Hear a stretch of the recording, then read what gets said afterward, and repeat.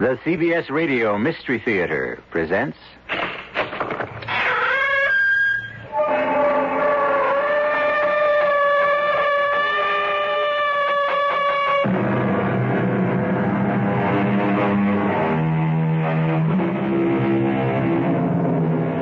Come in. Welcome. I'm E.G. Marshall. What is terror? It's really only a word, unless you've experienced it. And once you've experienced it, there's no word for it. It defies description. There are all forms of terror. Extreme fear of physical injury, for one. Paralyzing fear of insupportable pain, physical or mental. Mental. This, I'm told, can be the most horrifying form of terror of them all. You're trying to terrify me, Mr. Stainer. Terrify? Miss Meade, you've got me all wrong. We here at the Bureau of Human Affairs don't terrify people. Then why don't you tell me what it is you want to know? Why don't you tell me? After all, you're the one who knows. But I know nothing. That's what's terrifying. You want me to tell you something, but I don't know what it is. But you do. You simply haven't thought about it enough. I have thought and thought. No, you only think you've thought. Go home now. Go home, Miss Meade. And think some more.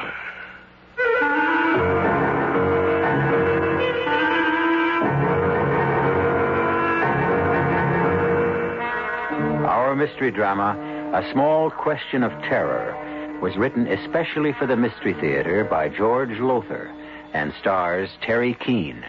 It is sponsored in part by Buick Motor Division and Uncle Ben's Long Grain and Wild Rice. I'll be back shortly with Act One.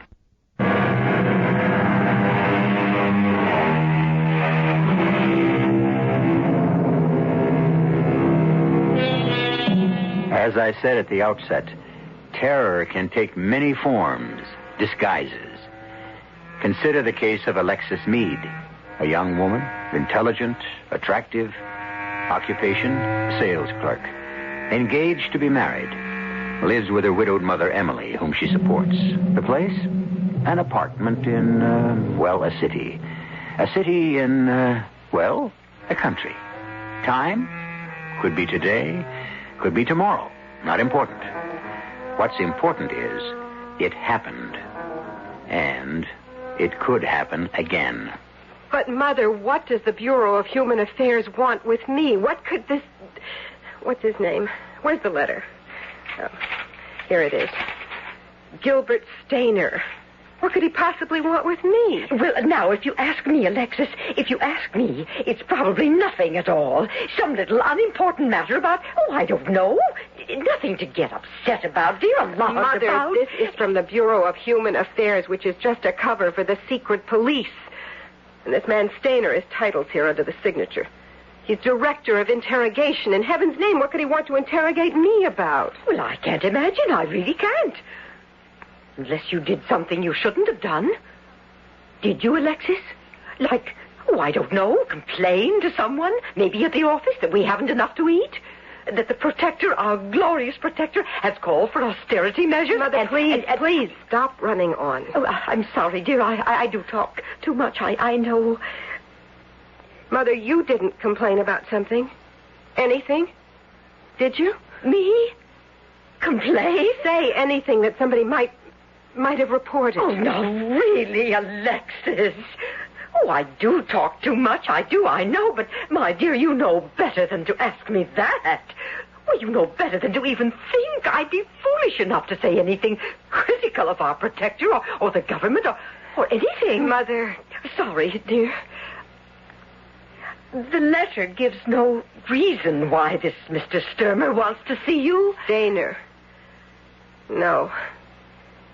It just says I'm to appear at his office Monday at 3 p.m. Well, you'll find out then what it is he wants when you get there. That's 4 days from now, Mother. I've got to wait and worry for 4 solid days, to say nothing of nights. Worry?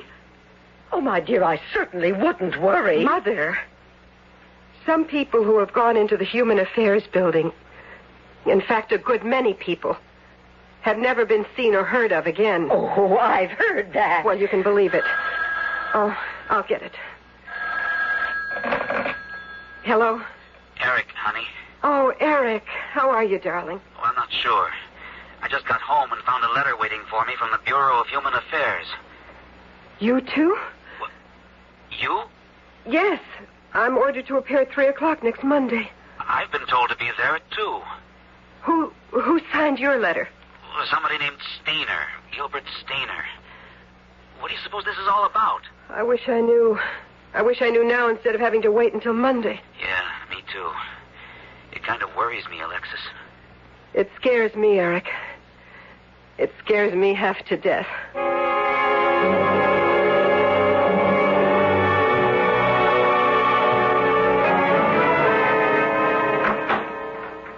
Yes? My name is Alexis Meade, and I... Oh, yes. You're here to see Mr. Stainer at 3 o'clock. Yes. You're early. Oh, I was afraid of being late. Afraid? What would you be afraid of, Miss Meade? Well, I didn't mean afraid, except... But that's what you said. There's nothing to be afraid of, Miss Meade, if you have nothing to fear. I haven't. Well, then. Eric. Alexis. What did he want? Stainer, what did he ask you? You're next, Miss Meade. I'll see you later, Alexis. Come to dinner tonight? Okay. Miss Meade is here, Mr. Stainer. Thank you, Miss Peters. Do come in, Miss Meade. Thank you. And sit down, please. That chair in front of my desk. Well, now, Miss Meade, first let me say I'm sorry if you've been put to any inconvenience. Oh, no. But you did have to take off from your job early. I'm told you lose 2 hours' pay. Who told you? It's so, isn't it? Well, yes, but... The Bureau will see that you're reimbursed for any loss of pay you incurred today, or may incur in the future. The future? I'll be coming here again? That'll depend entirely on you. How is your mother? My mother is fine, thank you, fine. That arthritis flare-up she suffered last week, that's over with? Yes. Delighted to hear it. A cup of coffee? No, thank you, Mr. Stainer. I'd like to know why... A cigarette? Thank you, I don't smoke. Oh, that's right. You gave up cigarettes several months ago. Too expensive. What with the tax, the surtax and all, I believe you said. I don't recall saying anything like that. No? No. But that is why you quit. Yes. Mr. Stainer, you certainly didn't ask me here to discuss my reasons for giving up smoking. No, goodness me, no. Then why am I here? It could be that I just like to talk and look at pretty women. I beg your pardon. A joke, a little joke. Although you are extremely attractive, you know. Thank you. Well, now, I asked you to come here today because... Because? I thought there might be something you cared to tell me. Something I cared to tell you? Something you might care to tell me. Such as? I don't know. Well, if you don't know, I'm sure I don't. Mm-hmm. I mean, what could I know? If you could give me some idea of what it is you're after. I'm not after anything, Miss Meade. The way you put it, what is it you're after? You make it sound as if I'm pursuing you, trying to hound you. No, I didn't mean it that way. No, of course you didn't. Well? Well? Is there something you might care to tell the Bureau? Tell me? I can't think of anything, Mr. Stainer. You're sure? I'm positive. Perhaps if you gave it some thought. What thought? How can I think about something when I don't know what to think about? It will come to you. Think about it long enough, and it'll come. It might be in the morning when you're at work, or during mealtime, or in the middle of the night in bed. You'll suddenly say to yourself, that's it. That's what I had to tell the Bureau. Mr. Stainer, I'm sorry, but I can't imagine... You'll see. Now, you just go away and think about it a while, and you'll see. Let me escort you to the door. Mr. Stainer, please, I assure you, believe me, there is nothing I know of or can think of. Your hand, Mr. Stainer. Oh, sorry. Your coat. I was only admiring the cloth. I like the feel of cloth like this. So soft. So pleasurable to the touch. Soft as a woman's skin. Good day, Mr. Stainer. Good day, Miss Meade. Do some thinking now. See what you can come up with before our next meeting.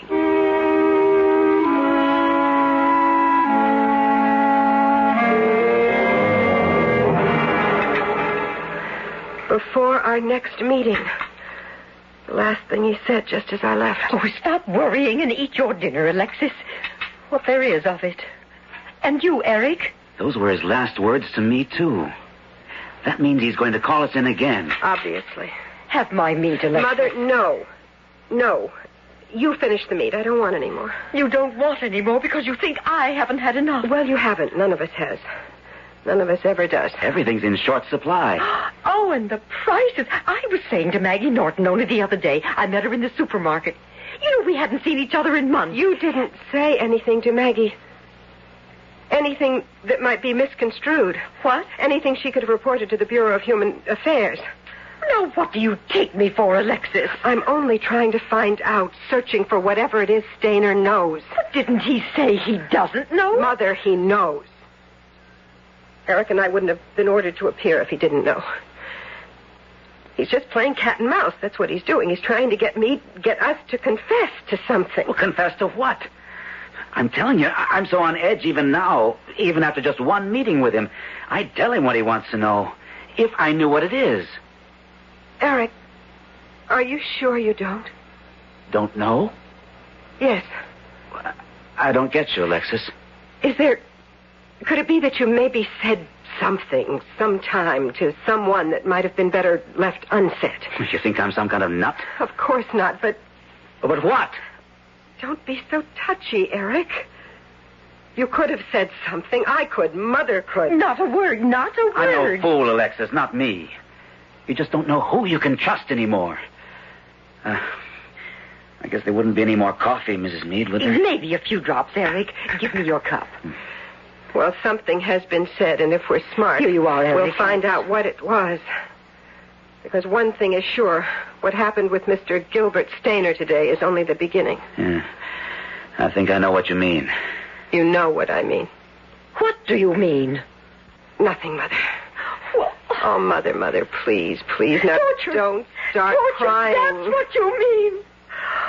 Even maybe death. Oh, why it's got so you're afraid to say have a good day to someone or keep well or anything.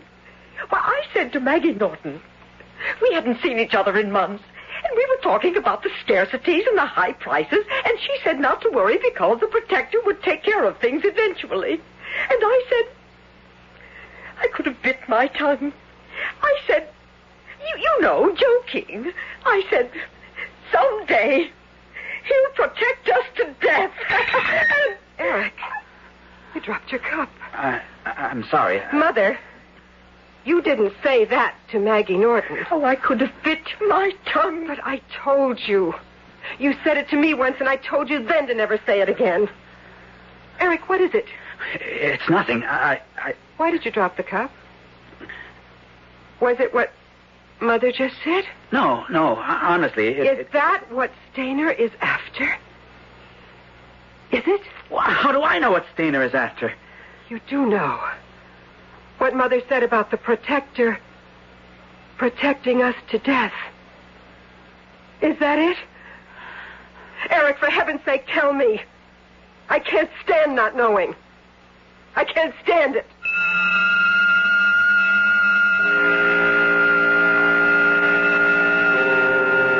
So, terror, like a stain, is already spreading through Alexis Meade. To know the truth will be bad, but not knowing is even worse. As Gilbert Stainer is well aware, a human being can face what he knows, but fear of the unknown is the most corrosive destroyer of the human spirit yet discovered. I'll return shortly with Act 2.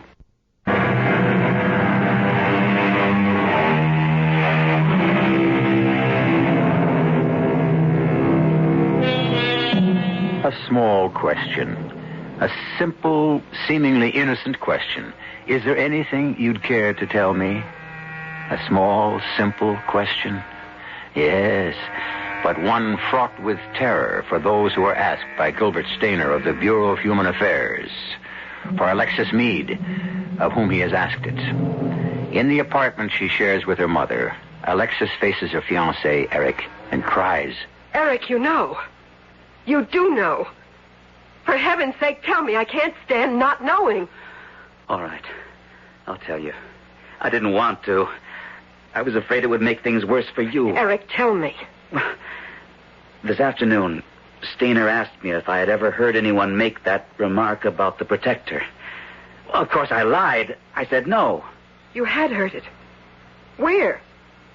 Who said it? Well, honey, you did. I? Don't you remember? We were sitting in the park, and you said, well, I don't remember the exact words, but something like, Mother said the funniest thing today.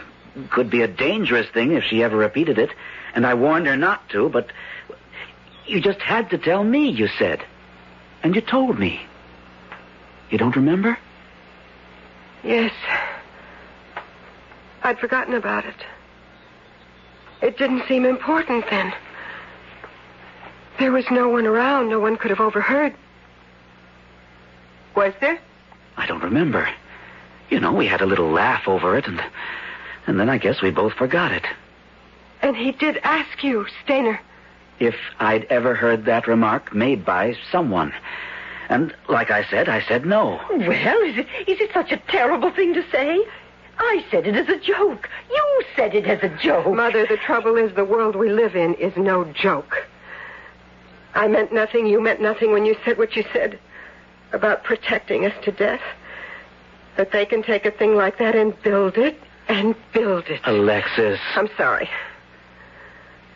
So that's what he's after. He wants me to say, perhaps you mean a remark my mother once made about the protector protecting us to death. Would they torture me then? Kill me? They'll never torture you, Mother, because they're never going to find out. Eric didn't tell Stainer where he'd heard it. And I'll certainly never tell him. Under torture? Not under the worst torture they can think of. Eric? Don't worry, Mrs. Meade. They'll get nothing out of me. I promise you that. Oh, thank you, Eric, thank you. I'll make a little more coffee. Not much, but we can have a little. Eric? Yes? Keep that promise. My mother, she's old and she's sick. And I love her. Keep your promise, Eric.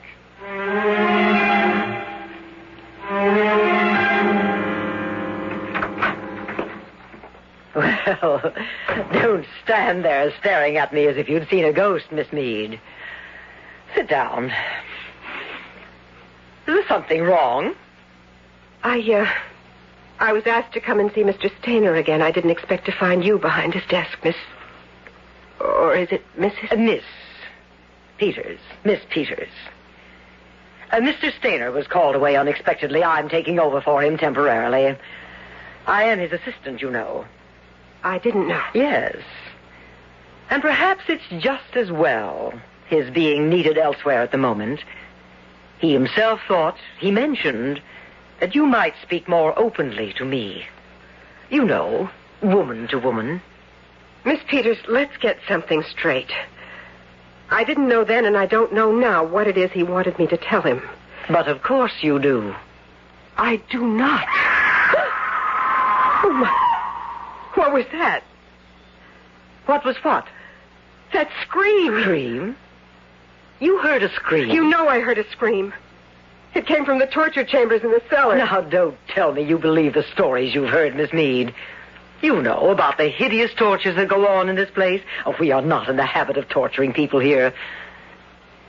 Now, don't look so frightened, my dear. My goodness, the color has drained out of your face. Here, let me... Ow! What are you doing? My dear, I'm sorry. Did I hurt you? I only pinched your cheeks. Just a little to bring the color back. Oh, I am sorry if I hurt you. I didn't really, did I? No. Well, I'm glad to hear that. My good heavens, I wouldn't hurt you for the world, my dear. None of us would. Gilbert Stainer, there isn't a gentler, more sympathetic man on this earth. Any woman will tell you that. Any woman who gets to know him, that is. Yes. Yes, I'm sure. You'll see when you get to know him better. But he is a man, you know. By that I mean he can be, well, brutal, too. He has that other side to him. A side that shows when he, well, you might say, loses patience. Take a tip from me, Alexis. Don't make Gilbert lose his patience. Thank you for the advice.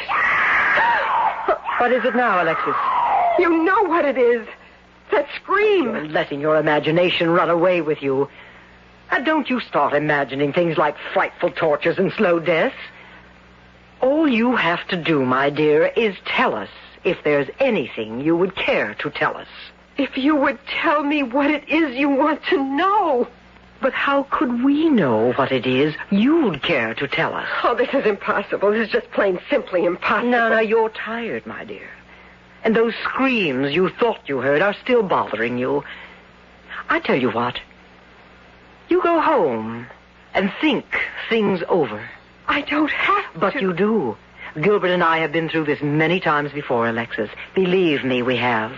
And always, people come back and say, is this what you wanted to know? And it always is. You'll remember. I know you will. You'll remember.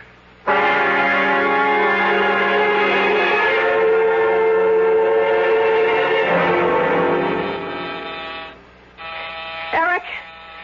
Eric, are you home? Eric! What took you so long? I was KFH. Asleep for 3 days and nights? The music I telephoned you again and again. You haven't come to see me? Eric! What's happened? Nothing. I've been very busy. Tied up. Is that why you're limping? Well, I hurt my back. You did? Or they did? They? You know who I mean. He had you tortured, didn't he? Stainer. What gave you that idea? The way you're limping and your jaw still swollen. Eric. They tortured me. Oh. Yes. Oh, my darling, my poor Don't, darling. Alexis, don't. What? Don't touch me. Don't even come near me. Oh, my God. Eric, darling, what? I told them. I couldn't help myself. The pain. Impossible not to tell. Not to scream it out as loud as I could. What? What did you tell them? You know. Tell me anyhow. I must be sure. I told them, yes, I'd heard someone make that remark. Our protector will protect us to death. And then I told them, Alexis, forgive me. I told them it was you. It's all right. It's going to be all right. The first thing we must do is keep our heads, not panic. But you don't understand. I'm in no danger. You are. I saved my own neck by sacrificing yours. Don't you realize you're in as much danger as I? How can I be? You are involved now. You're an accessory to the crime. Crime? What crime? A harmless remark? Eric, don't you understand? It's what the Stainers of this world feed on, turning the innocent into the guilty. It's their business. It's what they live for. But what can we do? The first thing I must do is protect Mother. Or did you tell them that, too? That Mother was the first to... No. All right, then at least she's safe. But they'll question me again now, and torture is more than likely. Oh, what I've let you in for. I could kill myself. None of that now. We've got to keep our heads. Think. Let me see. Luke Stevens. Luke Stevens. What about him? That place of his in the mountains. It's not too far from the border. What are you talking about, the border? We've got to escape, leave the country. There's no other way. Now, if we could get to Luke's place, we could hide there for a few days, then slip over the border. Oh, that's impossible. I'm being watched now. You're being watched. We must be. I'm sure of it, but we've got to try. We can't be any worse off than we are now, so listen to me. Yes? I'm going to go home. I will get Mother. In an hour, let's say an hour, you go down, get in your car, and drive to that favorite spot of ours in the park. Mother and I will meet you there, and then we'll get in your car and head for Luke's place in the mountains. But if we're being watched? We'll have to take the only chance we've got. Try to give them the slip. Not much chance of that. No. But it is the only chance we've got.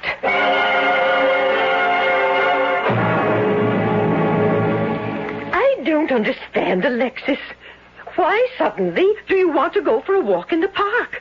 I don't feel like going for a walk. Mother, please don't argue. I want to go for a walk, and I want you to come with me. Well, you're acting very strangely, Alexis. And here, what are you stuffing in your handbag? Mother, please. Toothbrushes? Half a candy bar? The candy we've been saving for a special treat? Alexis, what is this? I will tell you later. You tell me now, or I will not step 1 foot out of this apartment. Mother, please trust me. Oh, my goodness, it seems we have visitors. Yes, I'm afraid we do. Yes? Are you Alexis Meade? Yes? Is that your mother there? Yes. Both of you to come with me, please. Where? And why are we to come with you? I can't answer that. You don't have to. I know where. And why.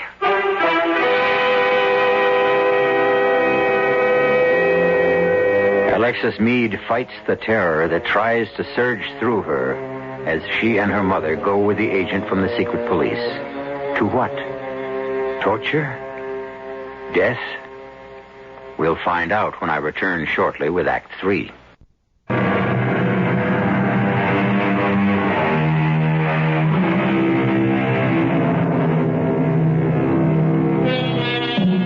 An innocent remark has brought Alexis Meade, her mother, and her fiancé Eric to the brink of torture and possible death. Eric, breaking under the torture's exquisite pain, revealed he'd heard the remark from Alexis.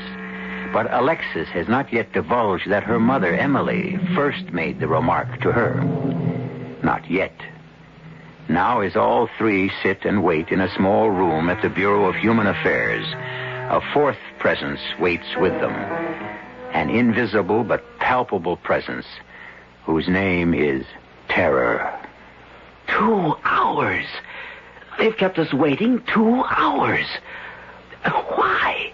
Why? For the same reason they picked you up and brought you here with Mother and me. So we could break each other down with our personal fears and tensions. Alexis, I want you to be honest with me.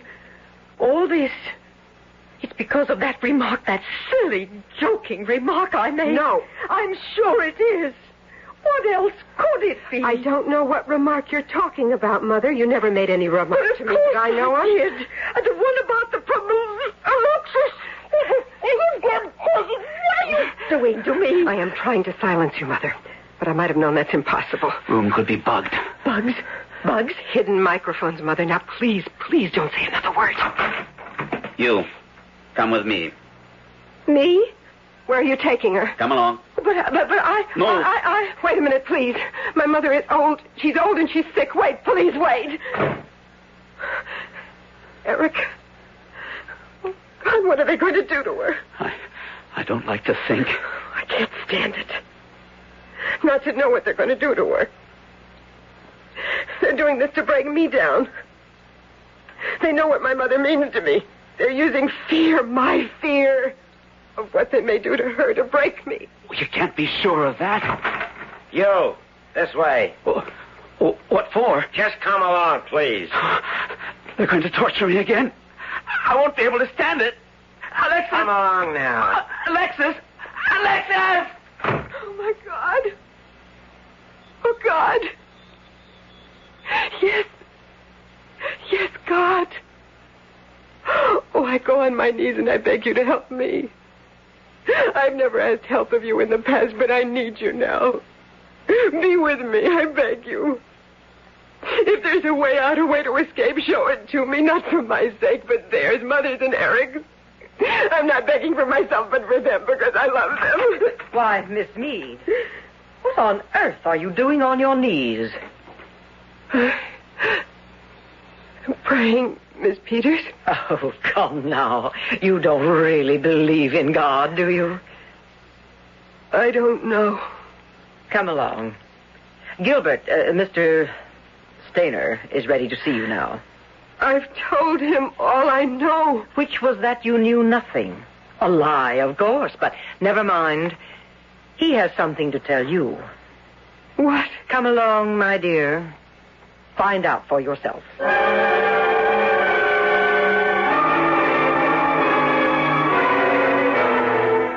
Sit down, Miss Meade. Alexis, if I may. Sit down. No, don't leave us, Miss Peters. Alexis won't mind if you stay, I'm sure. We're all friends by this time. Though you certainly don't look very friendly, Alexis. Mr. Stainer. Gilbert, please. I do want to be your friend, Alexis. I've wanted to be from the first. And I must say that I'm puzzled by your attitude. You have nothing to gain by being unfriendly toward me, and much to gain by being otherwise. And Miss Peters will tell you that. It's true, Alexis. I know that once Alexis realizes I want to be her friend, she'll be amenable to my wishes. You will now, won't you, Alexis? That depends, Mr. Stainer. Gilbert? Mr. Stainer, that depends on your wishes. My only wish at the moment is for you to tell me the truth. About what? When I first asked you here, I made clear to you that I simply wanted you to tell me anything you thought the Bureau ought to know. And I made it clear to you that I knew of nothing, could think of nothing. But of course you know now that you were wrong. I know nothing of the sort. Very well, Alexis. Miss Meade, I'll be plain with you. I first ordered you to come and see me because I'd learned of a remark that had been made. A treasonous remark. When I asked you to tell me about it, you denied all knowledge of it. You never asked me about a treasonous remark. You asked me if there was anything I cared to tell you. Certainly a treasonous remark, a remark punishable by death, my dear, slow death, as you know, would be something you cared to tell. If I'd known about the remark, I didn't, and I don't. Curious. After all, you made it. I made it? Your fiancé, Eric, didn't tell you when you visited him late this afternoon? I can have him brought here to this office in minutes. He didn't tell you? He said something about my having said something about our protector. And what did you say about our protector? It was said jokingly. I meant nothing by it. Perhaps, but what did you say? I said, if things kept on, our protector would protect us to death. Well, at last, Peters, she has admitted it. Well, of course, we knew she would, Gilbert. You never fail. You always have a way with women. Thank you. So then, Miss Meade, you admit you said this to your fiancé? Yes. Knowing that treason is punishable by death? I told you it was said as a joke. A joke. Unfortunately, I fail to see the joke. If there is something funny in the thought that our protector will protect us to death, no, I simply don't see it. Perhaps you'd explain it, Miss Meade. If it has to be explained. Yes? Jokes can't be explained. I've admitted I said it. What more do you want? What more? If I'm guilty of treason, I'm guilty of treason. Then torture me, kill me. But let my mother and Eric go. Happily, if it's possible. If it's at all possible, after you tell me who first made the remark to you. Who? No one. There was someone. There was no one. We know there was someone. Who was it? If you know, why do you ask me? Oh, first we're unfriendly, now we're arrogant. I'm not being arrogant. You are what I say you are. Now let me tell you something, my independent, arrogant little wench. And you will be my wench before I'm through with you. Now, you can make it easy on yourself or hard. Which shall it be? The easy way is to admit to me here and now who made the remark to you. The hard way, I shall simply hand you over to Miss Peters. Well, the easy way, the hard way, which? The easy way. You're being wise. Now, who said to you, our protector will protect us to death? Well, who? You want me to tell you in front of Miss Peters? What? You don't, do you? Why shouldn't you? Oh, I guess I said the wrong thing. What wrong thing? What are you saying? Oh, Gilbert. Gilbert, darling, I can't tell you with her here. What the devil is she saying? What the devil is she saying, Gilbert? I don't know. I don't know. What, Miss Meade? I can't tell you that. Gilbert, please ask her to leave. Ask her to... Oh, I see. I see. A little game.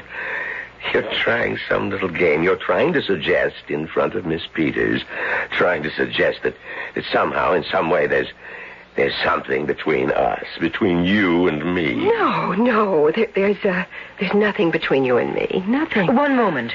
If there is something... There's nothing. There is nothing. Now, don't look at me like that, Peters. There is nothing. Now, You answer me. In front of Peters, answer me. Who said it to you first? Who? All right, Gilbert. I see you trust Miss Peters, though I certainly wouldn't. Not if she was my assistant. I mean, not with all the suspicion, the mistrust, the doubt we all live with these days.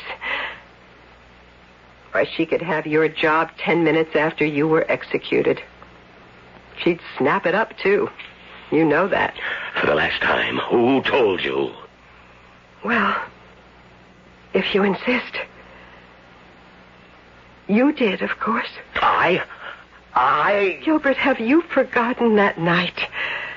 Oh, that first night together, that gloriously rapturous night.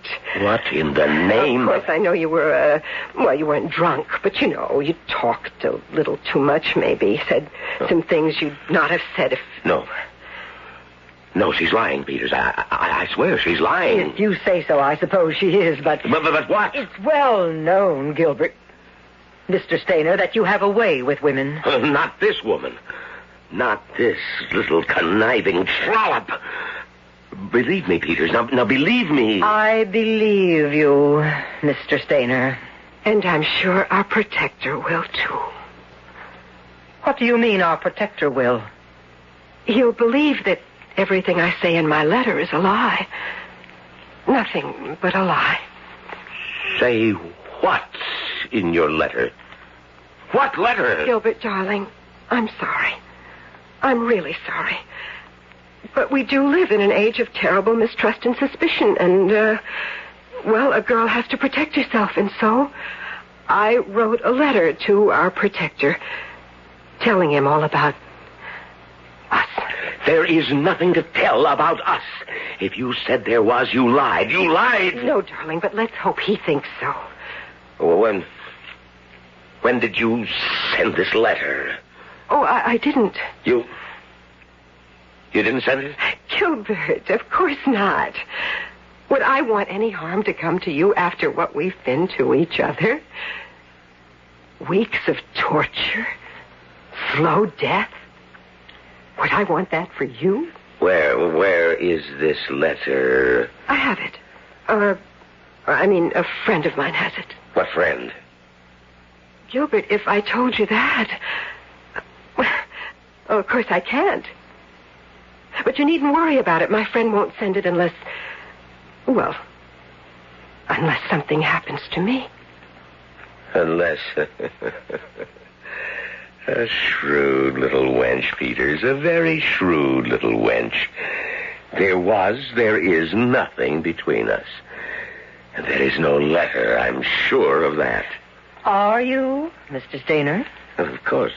Of course. Still, well, this has all been... It's crossed my mind more than once. A tempest in a teapot, mountains out of molehills. The remark that was made, we've taken it too seriously. We? Well, you. Well, I, then. Well, no harm done. None. You may go, Miss Meade. And my mother? And my fiancé? They can go, too. Thank you. Thank you very much. But I want a safe conduct out of the country. A safe conduct? For all three of us. My mother, my fiancé, and myself. I have it. I'll see it's arranged. Good day. Goodbye. Goodbye. Oh, and to you, Miss Peters. I think I said to you a little earlier. I think I said I didn't know whether I believed in God or not. Yes? I believe in him now, Miss Peters. I believe in him now.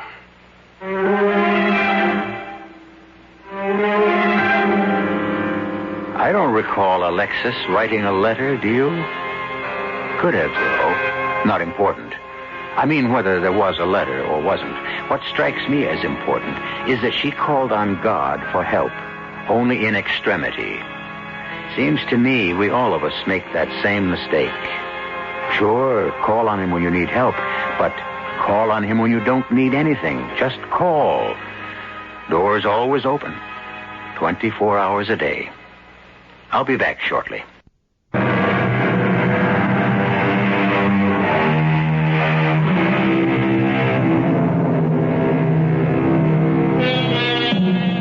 All is well.